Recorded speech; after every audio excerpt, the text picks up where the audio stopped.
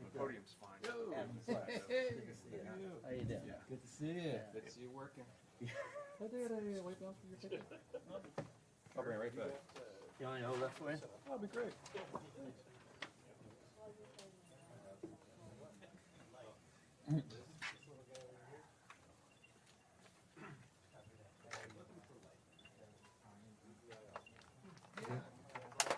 What's it? Oh, wait. Yeah. I looked around and see all the crowds.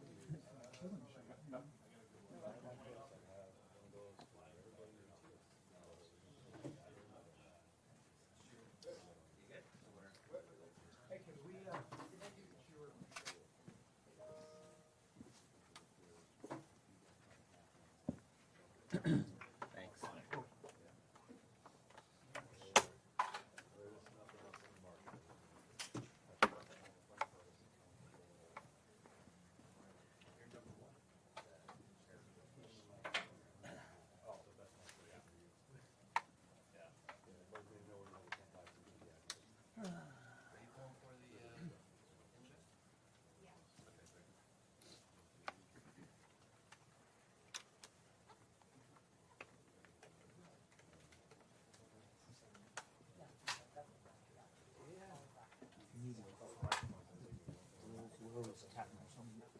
Okay. I don't have any like little meters I can see. No, I know, yeah. No, I'm listening. Trying to listen to the headphones with me. so far, nothing goes wrong until he steps up. Yes. Best plan goes with credit. Always. Kind of use my sound here. Get the fancy gear. Yeah.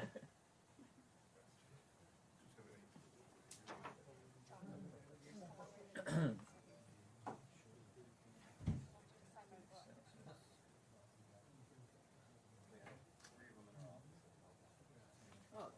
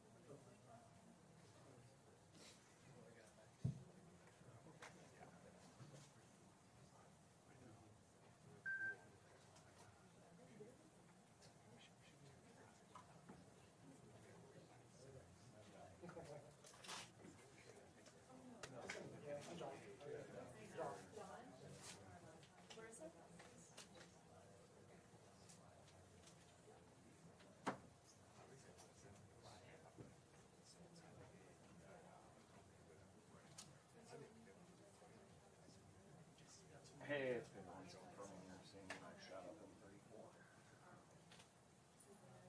It should be left channel audio. Hopefully you're hearing that. You hold the boom like that. nah. Okay. They just, huh? They'll be doing Never one gets- more. Yeah, Check. what's that? Back here. Let's see, you've got that one and one of the, what kind of mix are you? No? Honestly, I just fell in on them. I didn't take them down because they're working. Oh, so, okay, cool. I think they're omnidirectional lights. Yeah, that's what, I forgot his name already. Jerry. Yeah.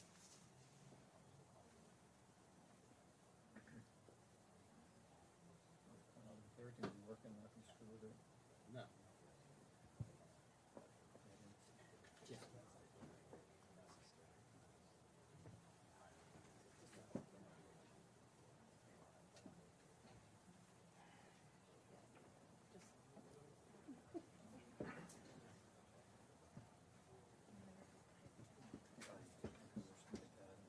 Hmm? Mm.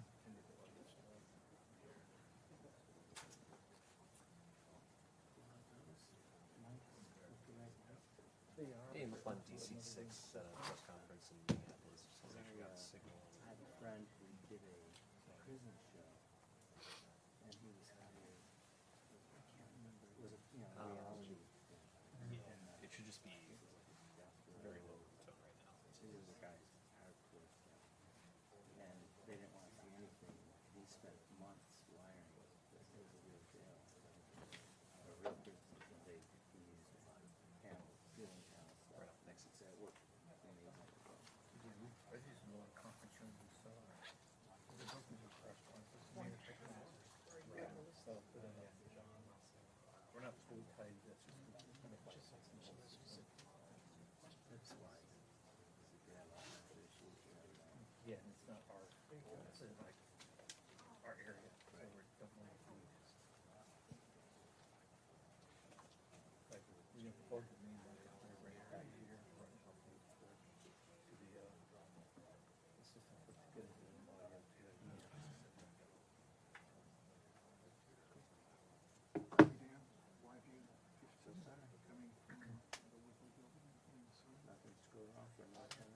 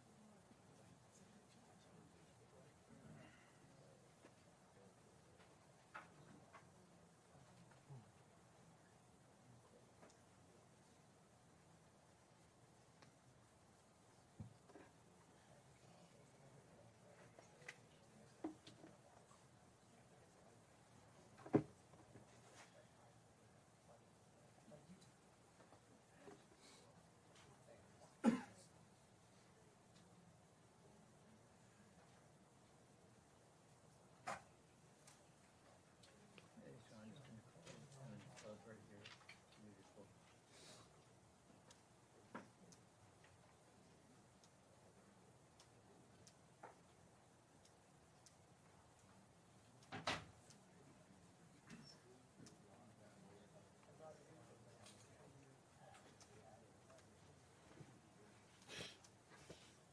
Does anyone need another sound check, or are we good? Okay. People always take one if you offer it.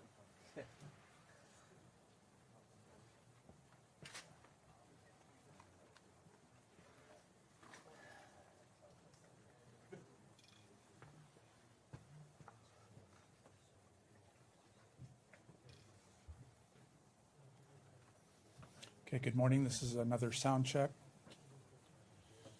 Hopefully, we're going to get a 2-minute warning, and if we do, I'll let everybody know when that happens. So, not talking real loud, but here's a sound check. 1, 2, 3, 4, 5. Thumbs up in the back there. 5, 4, 3, 2, 1. Everybody's looking good. Anybody need more? Are we good to go?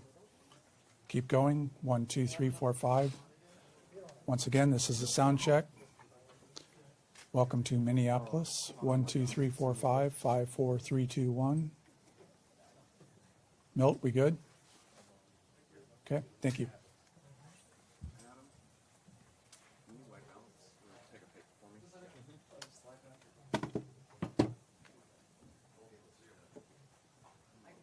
Jar back there.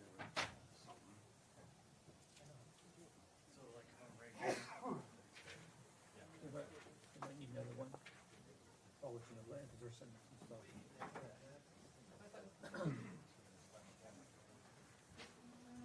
We're close on time. Is it starting at 8? Theoretically, yeah. Okay. Anybody else? I think they went live on their live too already. You can check if they should be connected. You're connected on live view, right? Good. Cool. They're white. Okay. Okay,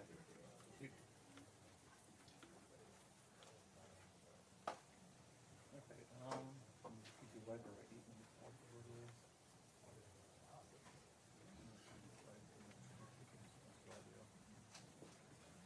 To answer your question, last time they were all kind of running late. Okay. So No worries.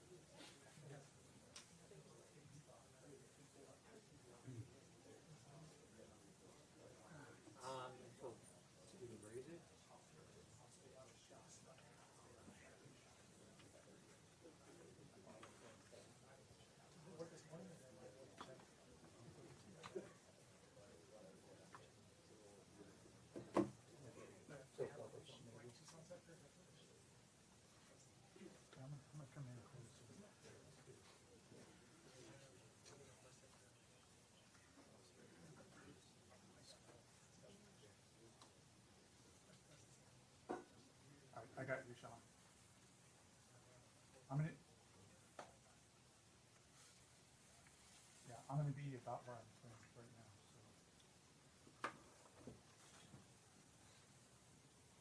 So we're looking at going right now.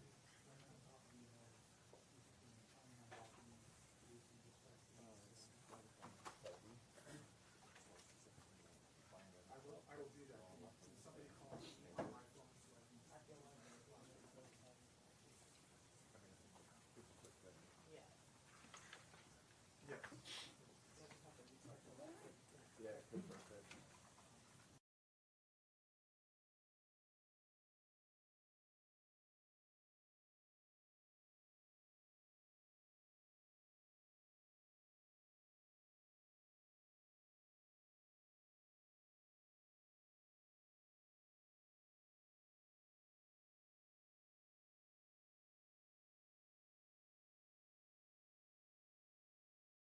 Having this begin right on time at 8 o'clock, so. All right, we're good? Sounds great. All right. Yep. Thank you. Thank you.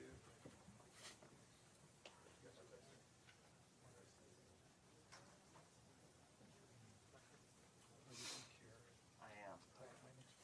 Brad. Dave, nice to meet you. I think so too. I've been a lifelong friend of Stover. Not that I really want to admit it. Stand by a minute. Can I, they're rolling?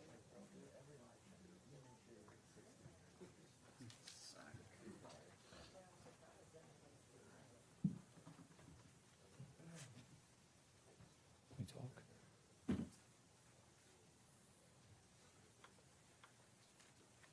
Check one, check two, mic check.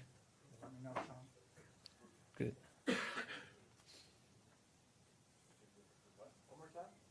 Check one, mic check, mic two. Beautiful, thank you.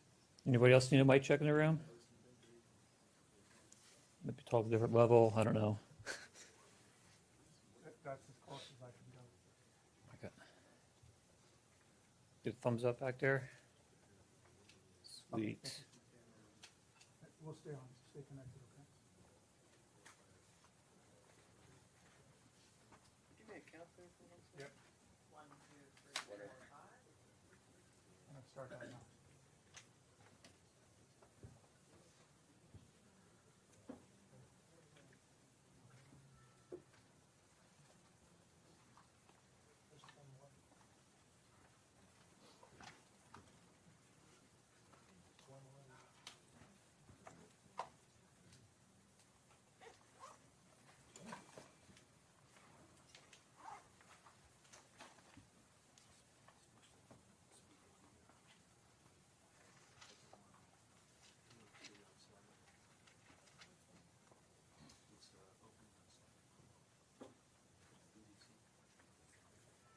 Looks like we're starting right on time at 8 o'clock, so about 2 minutes.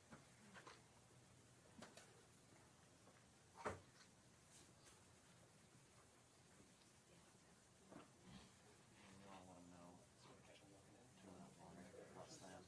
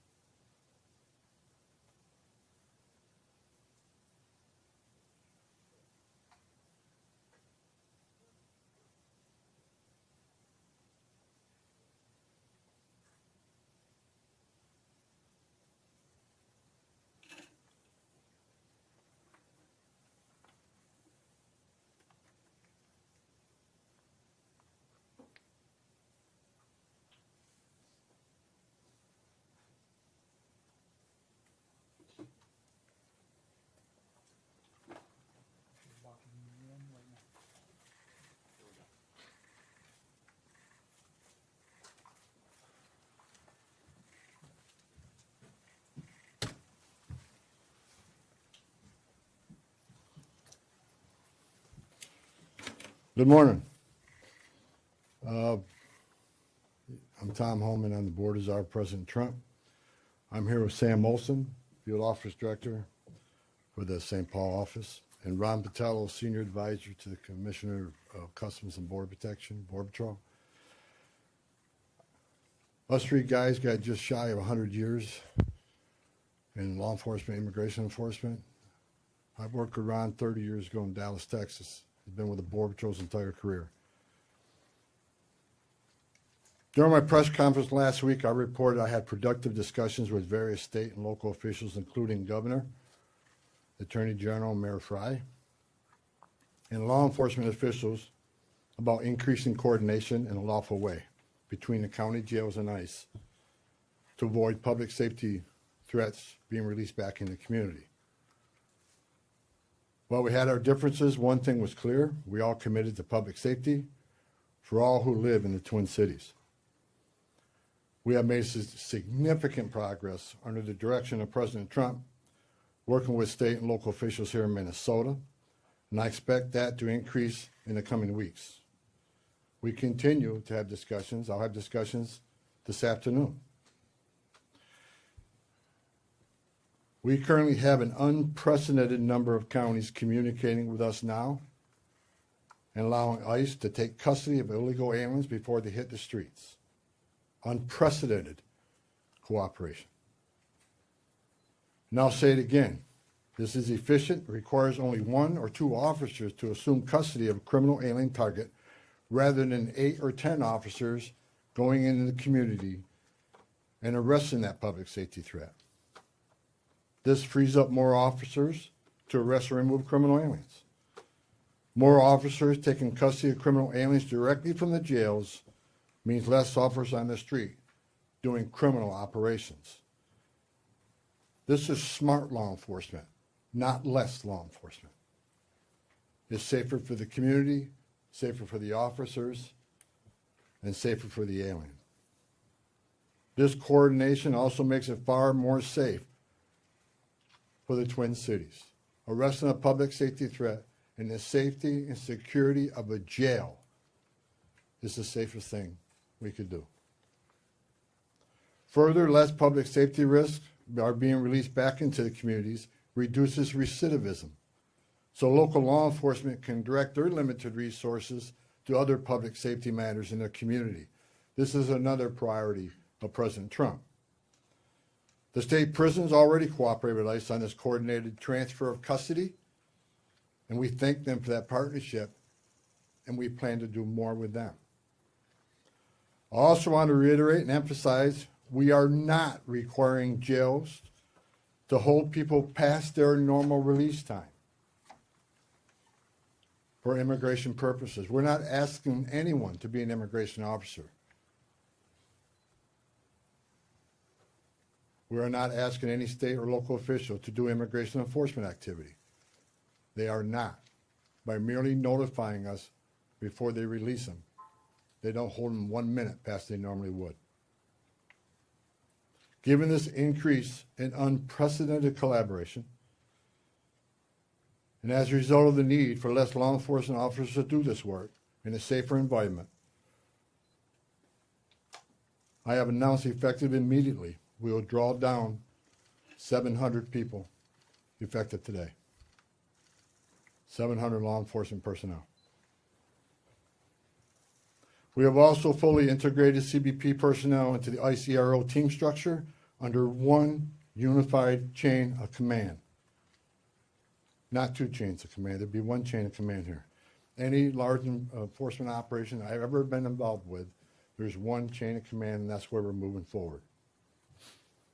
During my press conference last week, I announced that moving forward, ICE will be conducting targeted immigration enforcement operations, like ICE has traditionally done for decades, based on reasonable suspicion to question and detain.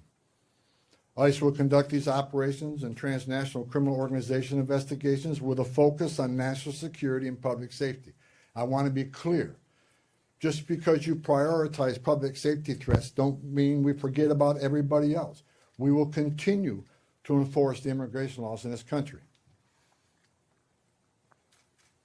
To help execute this, we have developed and implemented a multi-agency surge task force within an operational framework that clarifies lines of effort, integrated enforcement, investigative and special response efforts.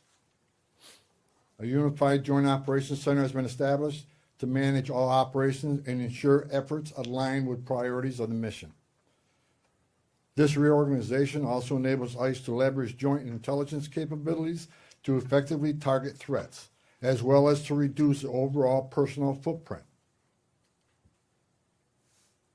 and enhance public safety and confidence in the agency's capabilities and presence here.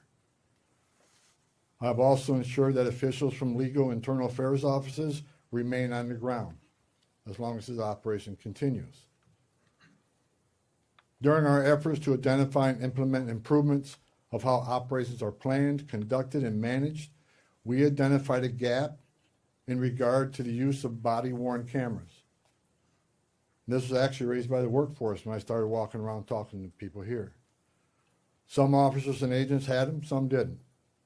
That inconsistency was unacceptable, so we moved immediately to prioritize full body cam deployment in the city. I discussed this with Secretary Noem a couple of days ago, and she made the decision to deploy them. The plan is to deploy them nationwide, but it's a priority for the city right now. There's actually $20 million in the spending bill to further fund the deployment of body cameras. The President's supportive of this decision because we have nothing to hide. We want to be fully transparent in what we do. The American people seek and deserve professional and trustworthy law enforcement, and I and the President expect that any misconduct will not be tolerated and will be swiftly addressed. The integration, structuring, and resources we have implemented would help ensure accountability and that targeted enforcement operations have a focus on national security threats and public safety threats, and they are conducted effectively, safely, and appropriately. Again, this is smarter enforcement, not less enforcement. For those who are not a national security threat or public safety risk, you are not exempt from immigration enforcement actions. If you're in the country illegally, you are not off the table.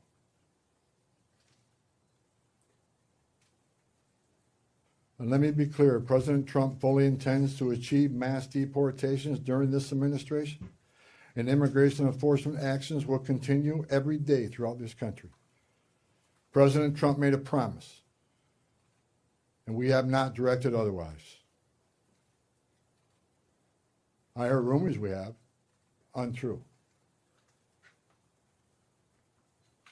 Given that many public safety threats on our communities, many of which poured across the border during the Biden administration, it makes sense to prioritize public safety risk right now. Again, prioritization doesn't mean you forget about everybody else. But we have a criminal here, a non-criminal here. The criminal has to be arrested first because they're the biggest threat to the community. My goal with the support of President Trump is to achieve a complete drawdown and end this surge as soon as we can. But that is largely contingent upon the end of the illegal and threatening activities against ICE and its federal partners that we're seeing in the community. We will not draw down on personnel providing security for our officers. I will not let our officers be put at risk. So we will not draw down on personnel providing security and responding to hostile incidents until we see a change in what's happening with the lawlessness of the impeding and interfering and assaulting of ICE and Border Patrol officers. It is against the law to forcibly assault, resist, oppose, impede, intimidate, and interfere with federal law enforcement, including ICE officers and Border Patrol agents. Doxing law enforcement to threaten them and their families because they're executing their sworn duties to enforce immigration law that Congress passed is unacceptable. And it's shameful and incomprehensible to me that this unlawful and threatening behavior is being tolerated by anyone. As far as what I saw yesterday with the roadblocks being set up, You're not gonna stop ICE. You're not gonna stop Border Patrol. The only thing you're doing is irritating your community and want to go get groceries or pick their children up or whatever. I talked to the chief of police, and he committed to taking swift action on those illegal roadblocks. They're illegal. We shouldn't tolerate them. Again, a complete drawdown is going to depend on the cooperation, continued cooperation of local and state law enforcement, and the decrease of the violence, the rhetoric, and the attacks against ICE and Border Patrol. The federal law enforcement personnel, ICE and CBP, and other partner agencies are patriots. And they've carried out their duties patriotically, with integrity, with professionalism, and compassion. I've said this many times, these men and women don't hang their heart on the hook when they come to work. President Trump and I strongly stand with them in the critical work they do to prevent harmful or otherwise dangerous people from entering or remaining in this country. As part of the surge operation here, numerous criminal aliens have already been arrested. We've arrested 14 people who had homicide convictions, 139 people with sex-related offenses, 28 gang members. Correct me, 139 assault convictions, 87 sex offenses, 28 gang members have been arrested, just to name a few. We're taking a lot of bad people off the street. Everybody should be grateful to that. Who in their right mind would want these dangerous criminals walking around their communities? Everyone has a constitutional right to peacefully protest. President Trump and I, we completely support that. At the same time, professional law enforcement officers should and need to be able to perform their sworn duties without being harassed, impeded, or assaulted. I want anyone to report instances of alleged misconduct or wrongdoing. There's a way to report that. The Trump administration is taking violations of 18 U.S.C. 111, which is assaulting, impeding, interfering. We're taking that seriously. If you violate the law, you will be federally prosecuted. In the past month, 158 people have been arrested for violation of 111. 85 cases have been already accepted for prosecutions. The rest remain pending. We've had 9 indictments of those who raided the church, and additional cases are being worked. Additionally, I've been saying this for almost a year now. Hateful, extreme rhetoric against ICE personnel is completely unacceptable. Please stop. I said back in March of this year, if the hateful rhetoric didn't stop, I was afraid there would be bloodshed. And there has been. President Trump and I, Secretary Noem, none of us want to see any bloodshed. It is no doubt encouraging and inciting certain people to violate the law, wanting to harm and actually harm law enforcement, their families, is unacceptable. I want to say I appreciate the discussions had with the governor, Mayor Fry, and the Attorney General. We've had frank, honest discussions. We don't agree on everything, but we do agree on the need for public safety. And we do agree that ICE has a role to enforce the immigration laws of this country. I would implore the governor and the AG and the mayor and other political officials to urge in the most strong and urgent way to ask for calm in the community and to end the resistance, the impediment, the interference, again, protest.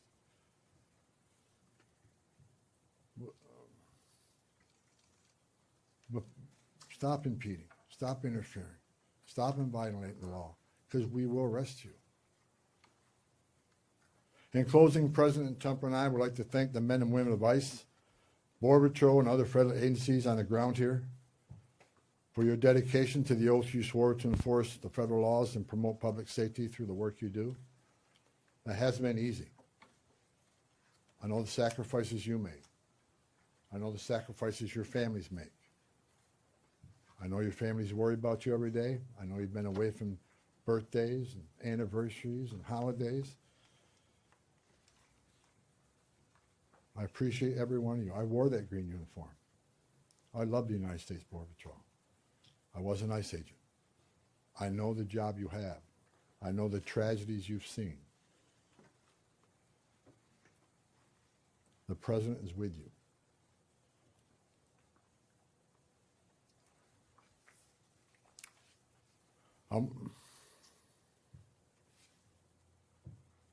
Again, I want to thank Governor Walz, Attorney General, and Mayor for the candid, insightful, productive discussions we had. Again, I'm not saying we agree on everything, but I think we all already accomplished great things in Minnesota. I am optimistic we will achieve even more in the coming days to make this city safer. I would also like to thank the numerous local law enforcement officials I was able to meet with the last 9 days since I arrived here. I appreciate hearing from local law enforcement, their perspective on what's happening. I appreciate the desire to enhance communications between their agencies and our agencies, and that communication has been vastly improved. I truly appreciate your commitment to respond to federal law enforcement in a time of need. Every chief I talked to, every one of them, promised to respond to any public safety issue when our officers out doing their sworn duty and people start crossing the line and they start impediment, interference. Every police chief has committed to doing their job and enforce public safety. We talked to a lot of sheriffs throughout the nation. We have unprecedented cooperation. I've yet to talk to a sheriff that said no. There's still more sheriffs we are in discussions with and talking to, but I have not word that heard no. I think they want to do the right things for their communities too. Lastly, I'd like to thank President Trump for his steadfast leadership and commitment to law enforcement, public safety, and prosperity. I've said this many times. I've worked for 6 presidents and 10 administrations. When it comes to public safety, border security, immigration enforcement, no one's done it better than President Trump. His success is unprecedented. Later on today, Secretary Noem is having a press conference on our southern border, the most secure border in the history of this nation, because of the leadership of President Trump and the men and women over there wearing a green uniform. Most secure border in the history of this country, which means less children are dying making that journey, less women and children being sex trafficked, less fentanyl getting in this country to kill our young people, less known suspected terrorists being released in this country. The most secure border in a lifetime gives us the strongest national security we've seen. You can't have strong national security without strong border security. I wish I could be at that press conference, but the president has called me here. I just had a small part of that. The reason we had the most secure border is because of President Trump's leadership and the men and women wearing the green uniform, which I once wore. I just reported, I was down there with Commissioner Scott, CBP Commissioner Scott, 2 weeks ago. We went through that border in boat, forward drive, and in the air. We toured the border in California, Texas, and Arizona. And I did not see one illegal alien. Think about that.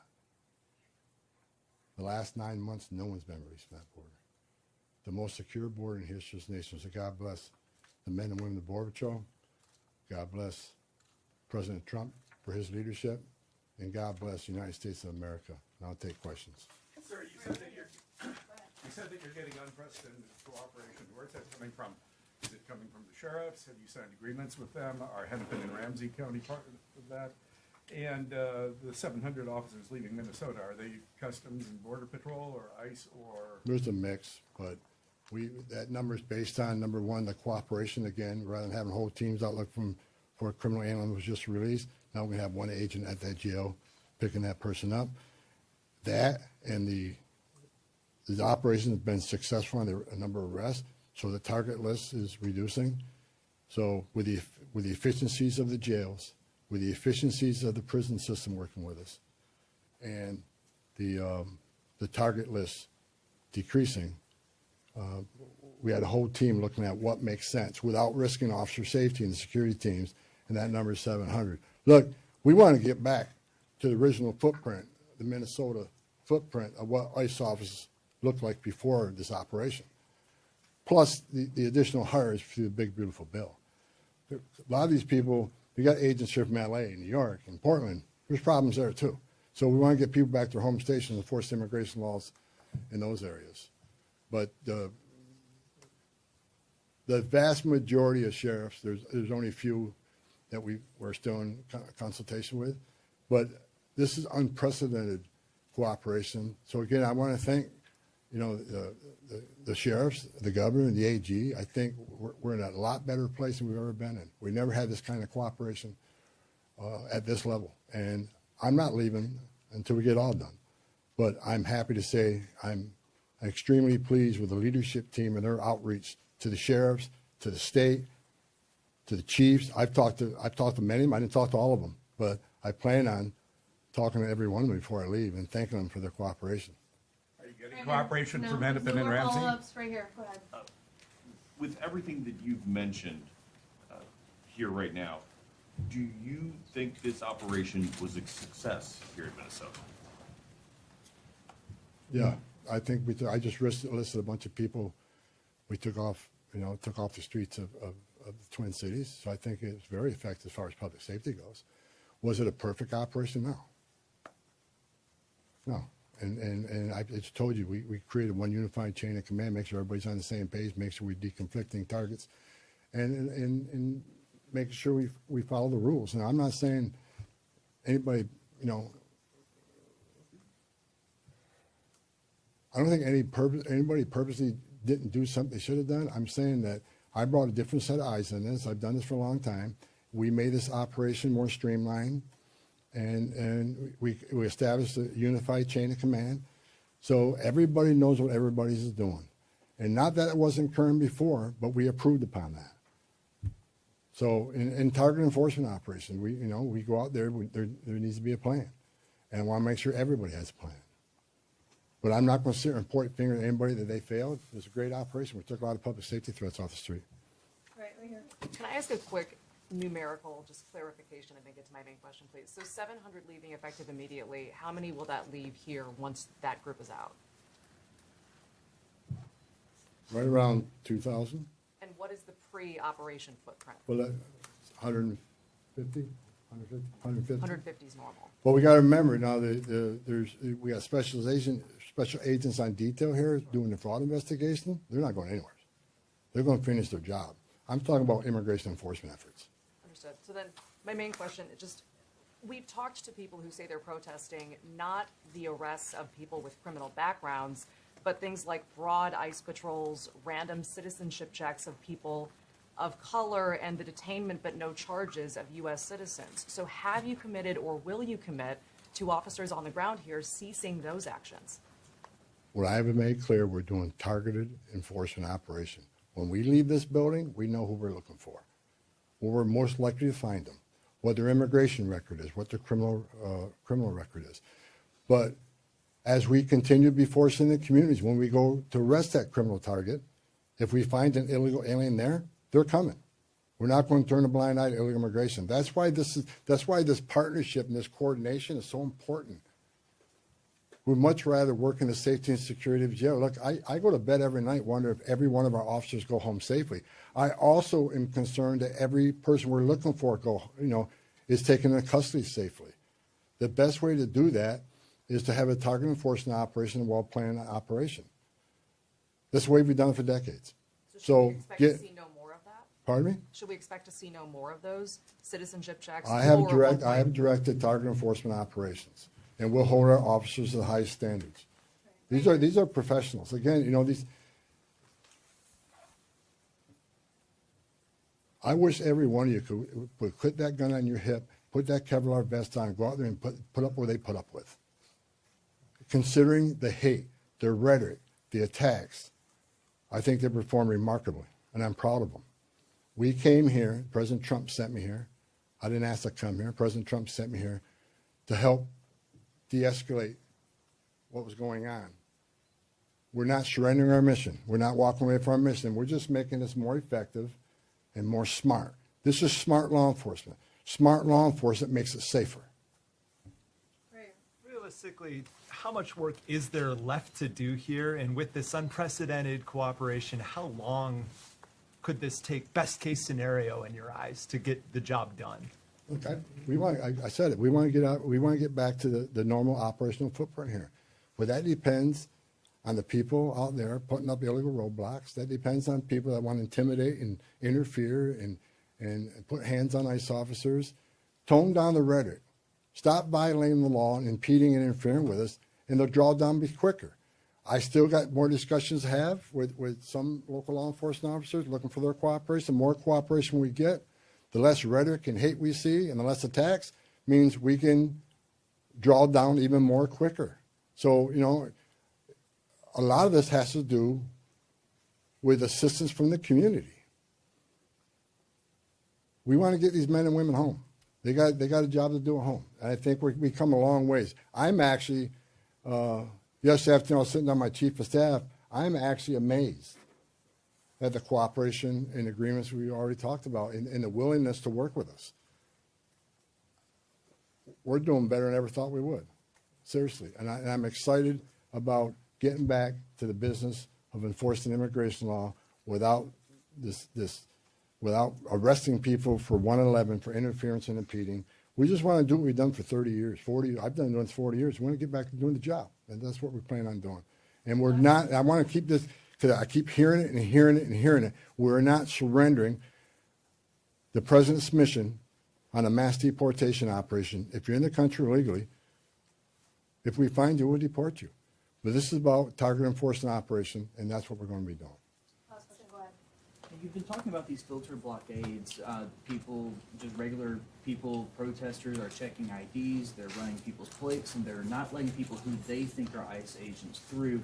But we've seen Minneapolis Police Department roll by and ask these protesters, are they doing okay? And they let these things stay up for extended periods of time. What do you make of NPD's lack of action on this matter?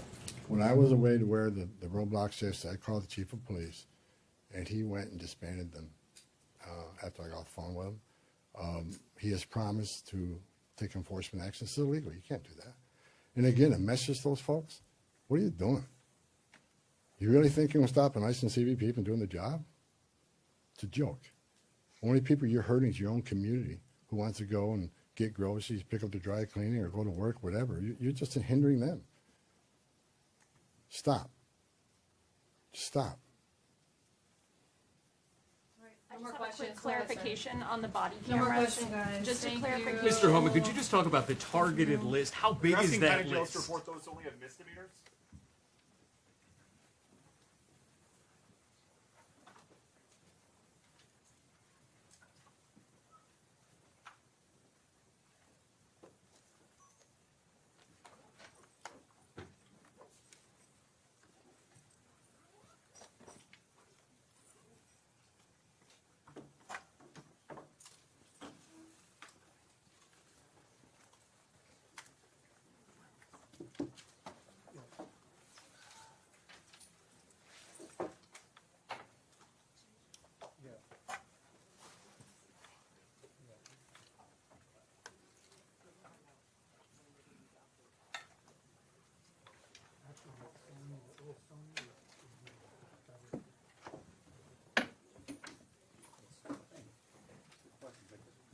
No, I know. The first one's a little low.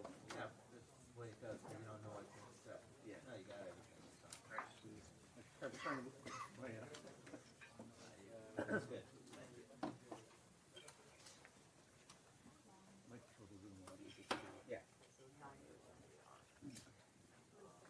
partnership with you all. As geopolitical risks continue to rise, we will redouble our efforts to secure alternative supply sources and to build more resilient, reliable, and secure global supply chains. Diversity only comes from a collective action. No single country can overcome fragility of critical mineral supply and over-dependence on specific countries on its own. With the launch of Forge, now it is time for action.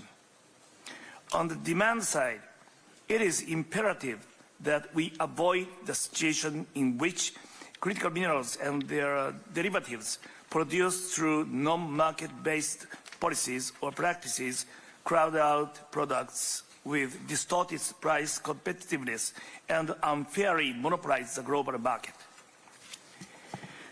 Japan will engage in discussions with like-minded countries,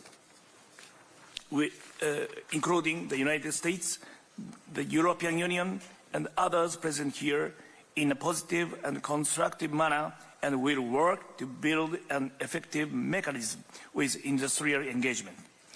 In this regard, Japan highly appreciates the U.S. for its decisive leadership.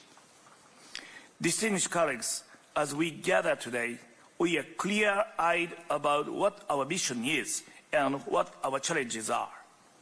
Together, we can build on our advantages and make our critical mineral supply chains more resilient. Japan has unwavering determination to work with you as your trusted partner on every aspect: demand and supply, mining and refining, upstream and downstream. Japan is ready to enhance coordination and collaboration with you all. Together, let's make a meaningful difference. In closing, I thank you for your kind attention. I very much look forward to the discussion today. Thank you so much.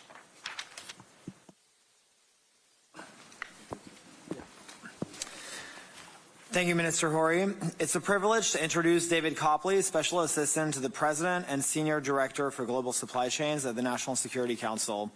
We're currently serving in the most historic administration in over a century, one that recognizes that a supply chain responsive to national security realities is a prerequisite to long-term economic growth. The decisions we make today about who we partner with are multi-decade decisions. We believe our partners will capture economic growth and value at all layers of the supply chain stack. The AI revolution we're living through is leading to record historic demand for everything, from copper to cobalt, nickel, zinc, aluminum, silicon, and virtually every element on the periodic table. We're also seeing surging demand for products downstream of the supply chain, including manufactured products like smartphones, chips, telecom infrastructure, industrial robots, machinery, and much more. My friends, the pie is rapidly expanding, and the United States accounts for 30% of global consumption. So we're taking steps to narrow the gap between what we produce and what we consume. But in order to merely keep a pace with global demand, in the U.S. and abroad, we need to surge production capacity at home as well as in partner countries. David sits at the very center of this mission. His work is foundational to the strategic resilience of our country. He is tasked with the monumental challenge of de-risking our critical mineral dependencies, ensuring that the United States and our allies remain unassailable in the face of systemic competition. David brings a level of rigor and foresight that is essential for our department's mission and for the country at large. Please join me in welcoming David Copley. Thank you, Jacob. Thank you, Jacob, for that. And thank you all for being here today. Thank you to the Vice President for his remarks and for his leadership. Thank you, Secretary Rubio, for hosting. And thank you to President Trump for his visionary and forward-leaning leadership on the critical minerals issue. The President understands the need to secure the foundational elements of the modern economy, and he has prioritized this issue as a matter of national security and economic prosperity. I'm going to speak with you all today to provide an overview about what we're doing in the United States to fix the critical minerals problem. We know this is an issue that will require a global solution and teamwork. Of the 57 minerals on our critical minerals list, over a dozen aren't even mined in the United States. So this is truly a global challenge. In the United States, for a number of decades, we've neglected our mining sector and frankly been happy to outsource mining activities to others around the world. We've had some of the worst mine development timelines in the world in the United States. 29 years to build an average mine because our permitting framework and our litigation framework have been so onerous. Mining in the United States has been perceived as a dirty old world industry, so we haven't had enough young people choosing mining as a career. And we only graduate something like 200 to 250 mining engineers annually. Not good for a country of 340 million people facing a critical problem.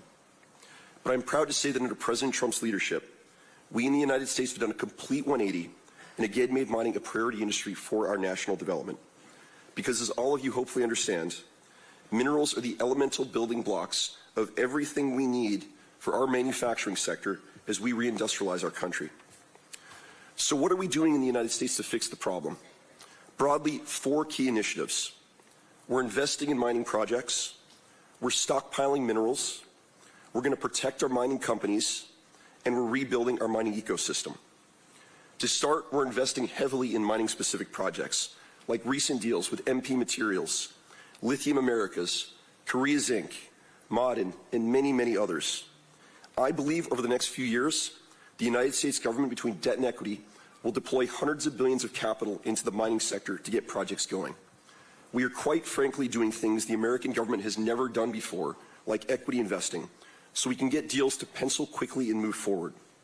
We've created public-private minerals investment funds, like our Critical Minerals Consortium with Orion Resources and another partnership with TechMet. Investments is an area of great potential for collaboration with your governments as we look to jointly develop mining projects with partners around the world. Second, we've begun stockpiling minerals. President Trump and Vice President Vance convinced Congress to give us $2 billion over the summer to stockpile minerals in our national defense stockpile. That's the largest investment we've made in our defense stockpile since the Cold War ended. And just 2 days ago, the President announced Project Vault, the creation of a National Strategic Critical Minerals Reserve, a $12 billion vehicle under our Export-Import Bank. This is the first time in the history of the United States we've ever stockpiled minerals for our civilian economy, to protect our commercial industry and insulate them from the painful effects of supply shocks. Third, we're going to protect our mining companies. We know the mining industry has a problem with commodity pricing caused by strategic dumping and overproduction. Returns in the mining sector